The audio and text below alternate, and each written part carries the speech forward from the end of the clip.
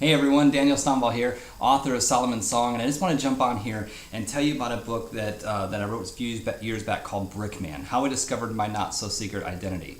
The book was based on two questions that all of us ask in our life. Why am I here?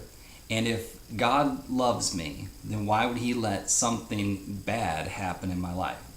And most of us ask those two questions and we don't ever seem to come up with the answer. In fact, we get frustrated and life becomes pretty stressful trying to figure out the answer to those questions. And that was my experience until one day I was forced to ignore the first question and instead focus on the second question. And what I discovered in reversing that order of how we ask the questions was the key that opened up the door. You know, when you ask the second question first, the first question comes in line, but the second question is the one that becomes answered and it changes everything. And so I took my experience and I wrote it in this book called Brickman. Again, How I Discovered My Not So Secret Identity. And the reason with the superhero theme on the back is because, when I was a child, I was about 7, 8, 9 years old or so, I grew up in a house and my parents weren't big on superheroes and superhero comic books, but they did let us have different toys and action figures and things. And one of the toys that I had growing up was this little character here. And I'm not sure exactly what this guy is, but I remember I had this as a boy. And I remember trying to make up stories about him. I gave him the name Brickman. And I have no idea what his name is supposed to be, but I named him Brickman, and I had all these cool stories in my mind that I would make up about this guy. And although we couldn't have comic books in our house, my mom and dad they were okay with us drawing our own. And so as an 11-year-old kid, I wrote the story of Brickman. There he is. Da, da, da, da, da, da, da. Look at those abs. Billy's very squarely one-dimensional. But I wrote the story of Brickman. And honestly, it was just through a child's eyes. I grew up in a farm. I grew up in a homeschooled, and I grew up without the knowledge of a lot of the things that were happening in the world around me. We lived in the country, didn't have a TV. We worked all the time, and so I didn't have access to a lot of things that kids my age did. I didn't understand a whole lot about drug addiction. I didn't understand a lot about that happened in the world as far as the murder and rape and those things like that.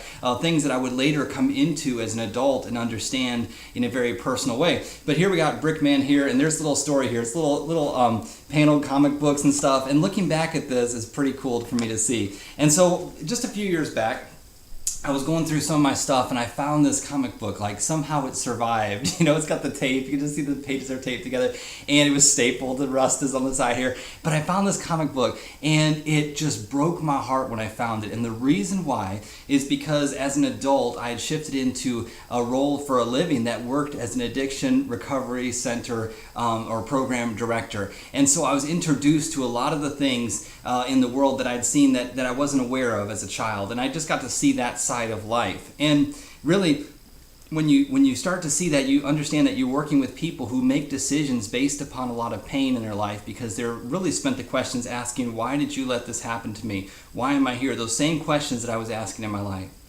Well, I wrote a book in 2012 trying to help my young son understand why cancer was allowed. If God loved us, why did He let cancer into our lives? And I wrote a book called The Man in the Wall. It's a children's book, and I'm an artist, as you can tell in Brickman.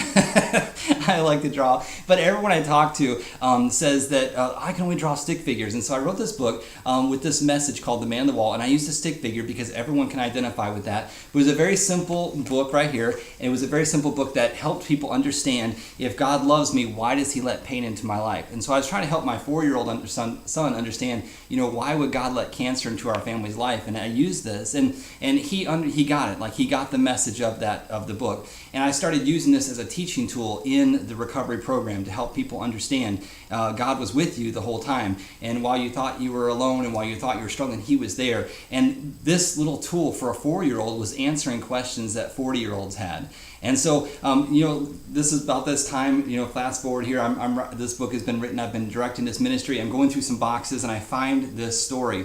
And what's cool is that as you read this story through the eyes of an 11-year-old seeing the world, and through the eyes of someone who has never seen a lot of the things that I would see as an adult, I come across this panel here. I'm going to hold it up right here so you can see it. He said, everything is going to be okay. If you can see his face right there, his nice, widely set eyes.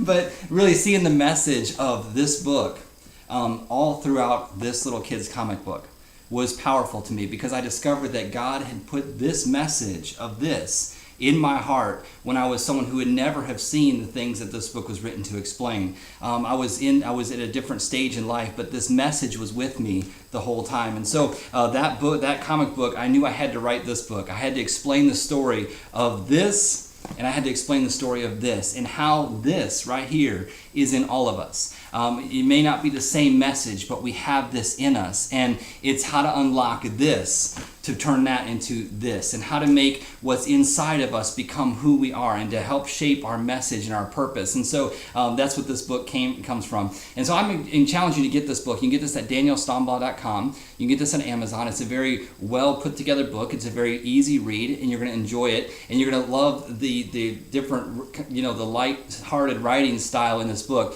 And I go through the story and tell the story from my childhood on up through when some big things happened in our life and the life of my family that caused me to start to go back to those original questions and say, why am I here? And if you love me, why did you let this happen to me? And how God helped me to reverse that order, and how in the reversing of the order of the questions, it set me free on the path that I was supposed to take. But as a bonus here, in the back of this book, I've included that 3-page Brickman, let's see here, there we go.